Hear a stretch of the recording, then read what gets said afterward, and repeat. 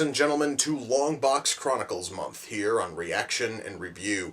Tonight, guys, I'm taking a look at a film from 2012. That movie is The Amazing Spider-Man.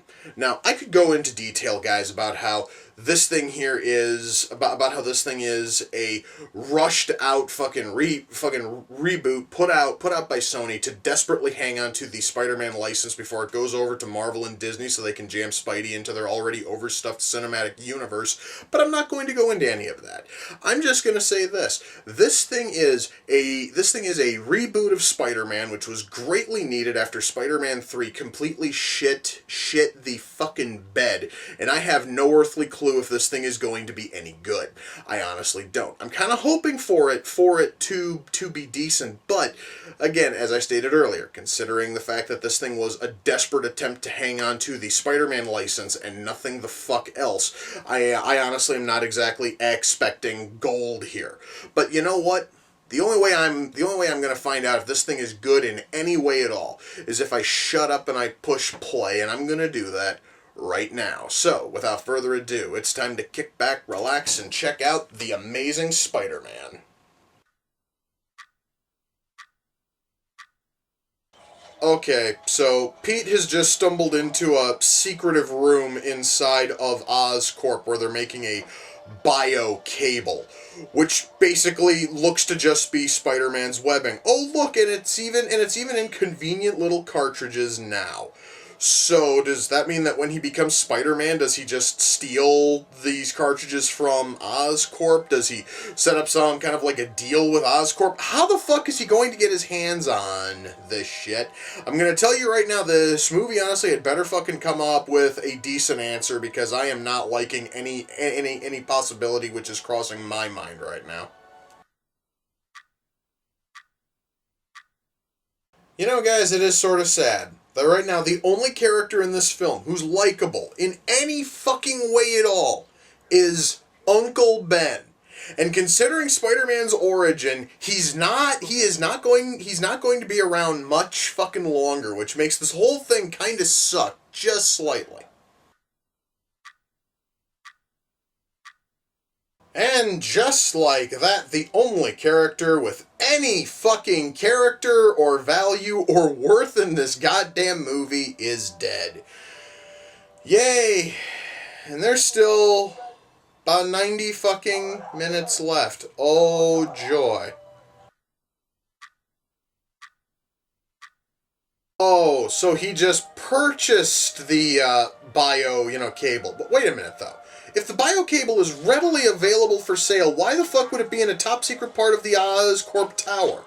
Honest to God, guys, like, you would think if it was, like, readily fucking available for purchase in cases of 24, you'd kind of think maybe it wouldn't be under such high scrutiny. Because if somebody can just up and buy it, then there's no need to go in and steal it in order to try to reverse engineer it for your own business purposes. That entire scene has now been rendered completely fucking pointless because Pete just has to buy his cartridges. That is fucking stupid as shit. You know, guys, I've been waiting really patiently for something interesting to happen in this fucking movie. I've been waiting for us to get any more characters who are actually, of any merit or value. Well, we have found one more, and that is Captain fucking Stacy, but I have a feeling he is going to meet the same fate as Uncle Ben, just simply because that sort of seems to be the only fucking reason for the Stacy family to even exist in the Spider-Man universe.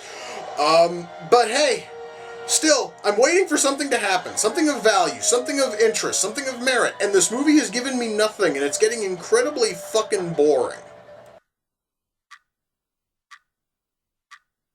So, wait a minute here, wait a fucking second. So Peter sets up this whole thing so he can take photos of the fucking lizard, but he uses a camera that has a Property of Peter Parker label on the fucking camera. Because, yeah, there honestly is no way in hell he is going to have to flee and accidentally leave the fucking camera behind. Guys, this is quite possibly the stupidest I've ever seen any version of Spider-Man. Actually, this is also the douchiest Spider-Man I have ever seen, and that is saying a fucking ton. This movie, guys, is getting worse with every passing second, and I can't wait for it to fucking end.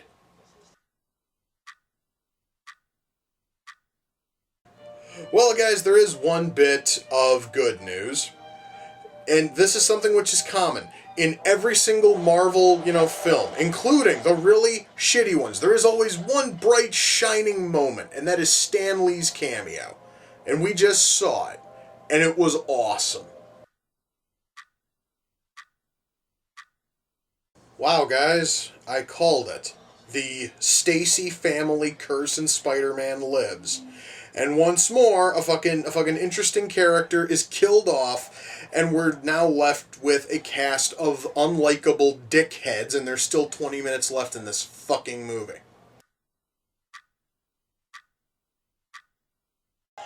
Well, guys, that was The Amazing Spider-Man. God damn it, that fucking sucked. Okay, let's shut that off. Holy fuck. Alright, gonna start with the writing. Because honestly, guys, this is one of those movies where genuinely the biggest sin it has is its terrible script. I'm gonna start with pacing, because, well, pacing in this thing, guys, is a massive problem. Okay, I totally understand that this is a reboot and that you want to retell Spider-Man's origin for like the millionth time in the history of television and film. But to take over an hour for him to go from emo fucking teen to superhero douchebag is a little much, especially considering the fact that your movie is just over 2 hours fucking long. You should really be a little bit quicker with this. Of course, also it would help if he didn't spend most of his early time as Spider-Man hunting for the man who shot Ben, because that to me just sort of felt like a massive waste, especially when I'm just gonna spoil a slight bit here. He never finds the guy who shot Ben. Which is kind of a shame, because, then it might have actually given us a little bit of closure. It might have actually given us a point to 20 minutes of him hunting for Ben's killer. That would have been that would have been good, but instead he basically gives up fucking that when Lizard shows up and starts fucking tearing up shit. Which, by the way, while I'm on the subject, if you're gonna make a Spider-Man movie, and I know for a fact that they're probably gonna have to reboot this shit again, I totally understand that you don't want to start with Goblin or Doc Ock, because those are like Spidey's big two. But please, for the love of God, just stay out of fucking Spider-Man's villainous basement of shit, where god awful villains like Sandman and Hydro Man and Stilt Man and Lizard fucking live. Could we please maybe, I don't know, get one with let's see here, like Shocker or Kraven the Hunter? You could probably try to rig up something with Kraven, or let me think here. Mysterio probably would make for a halfway decent film. Anything would have been better than fucking Lizard. Well, except for Hydro Man, Sandman, Stilt Man, Trapster, just a lot of the even shittier Spider-Man villains. Guys, I am just going to be frank here with you. Spider-Man has never had a deep or interesting lineup of villains, which I think is just sort of why it's kind of difficult to make a fucking movie work, because you basically either have to go with like Doc Ock or Green Goblin, Venom, or Carnage, or you start dipping into shit like Vulture and hoping and praying that people are going to care. Unfortunately, this film opted to go with Lizard, and Lizard is a boring, shitty villain, even when he's written well. So I want you to just imagine when a film that just is just poorly fucking written from page one, word fucking one, to try to do something with Lizard, it's not going to end well. So, that, though, is just more about villain, selection. I was talking about pacing, but really, guys, the fact of the matter is that we go 90 minutes almost before we get any kind of conflict that actually sounds, interesting or decent. It takes 90 minutes for us to get to the conflict, and it is then resolved within 20 minutes. Venom, honestly, was handled better in fucking Spider-Man 3 than the primary villain conflict was handled here. And that is saying a lot because Venom was fucking wasted in Spider-Man 3. Anyway, so yeah, guys, we have tons and tons of build-up that ultimately goes nowhere. And while I'm on the subject of writing, I would like to state that this film's answer for Peter's fucking webbing is the stupidest you could have ever done, okay? It was really cool when Raimi opted to just make the webbing a part of a part of, you know, Peter's being after he was bitten by the spider. The comic books and every other television show at least was able to play up the fact that Parker's a massive nerd and is able to make his own super fucking strong webbing that kind of sort of fades after, you know, around about an hour. This thing has him buying his webbing in bulk from Oscorp. That means that any villain who is able to get anybody who's able to get their hands on a small bit of that fucking bio fucking cable that Spidey uses for webbing is able to figure out that it is Oscorp bio cable, or able to figure out that Spidey is probably Peter by just looking into who the hell has been buying this cable in bulk. It is just incredibly lazy. It is incredibly stupid. And if they do not cash in on that mind-meltingly stupid point in the fucking sequel, then that sequel has failed, and has failed miserably.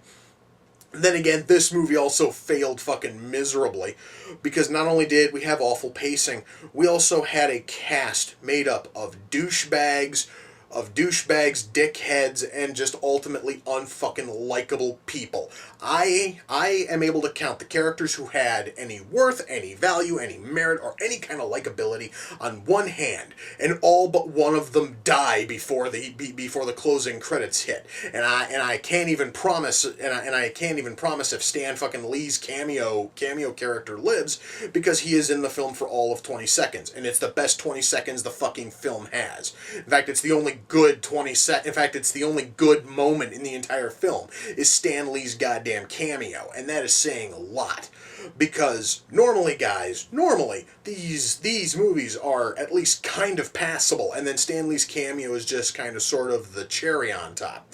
Instead, Stan Lee is the only thing that actually, it seriously is the only bright shining moment in this entire fuck off film.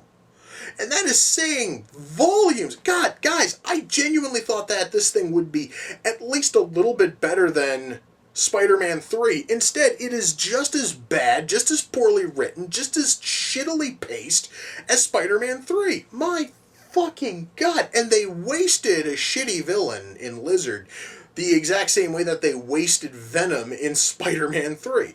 By basically having him show up and do fucking nothing for 30 minutes and then lose. Ta-da. Anyway, guys, the writing here is just fucking disastrous. And while I'm on the subject of character, this is the only time I have ever seen Spider-Man in a film or a TV show where he is such a smarmy dick that I was actually getting douche fucking chills watching him in this film. And I don't know if it's because of the actor. I don't know if it's because of, you know, just the way that the character was written. I don't know if it was a combination of both. But this is the douchiest Spider-Man in the history of Spider-Man. And my God, that is not a fucking goal anybody should have ever tried to fucking meet. Yet this movie did, and that is fucking pathetic. Now, as much, guys, as I can bitch about the writing, and the writing is the one thing I'm going to tell you is going to kill this fucking movie for every human being on the planet. The acting is actually pretty good. The acting here is great, in fucking fact.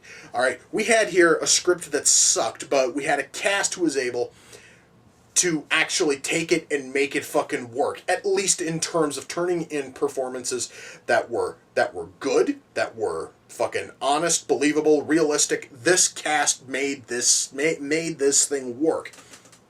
Unfortunately, you are not going to be able to you're not going to be able to fully enjoy the film because the writing is so fucking bad. But you know what?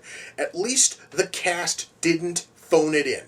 And I am going to give mad props to the entire cast for not fucking phoning in awful showings when handed a script this fucking terrible, okay?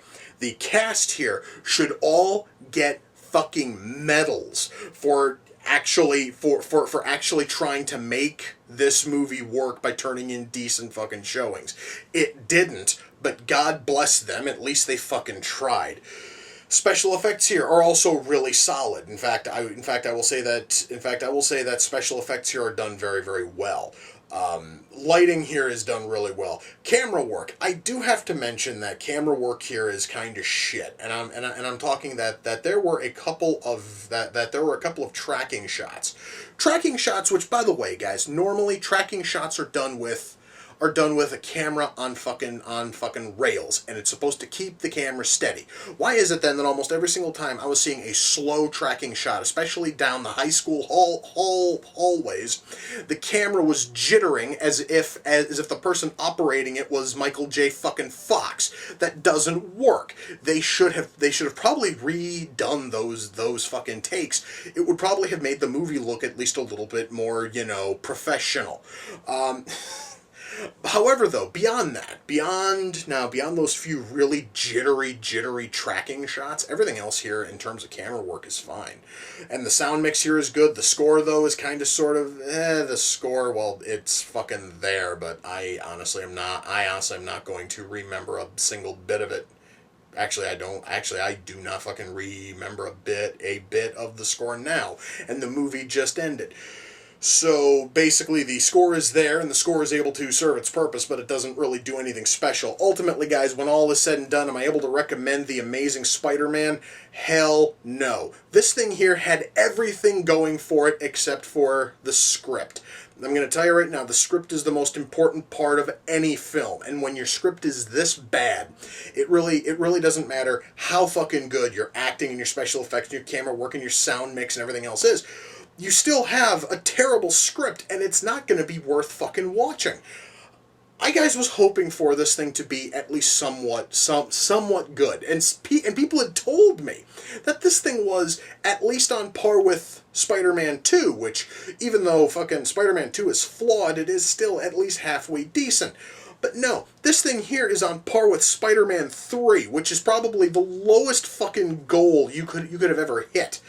And it ultimately renders this film almost unwatchably dull and boring. And yes, I do know that there is a sequel out.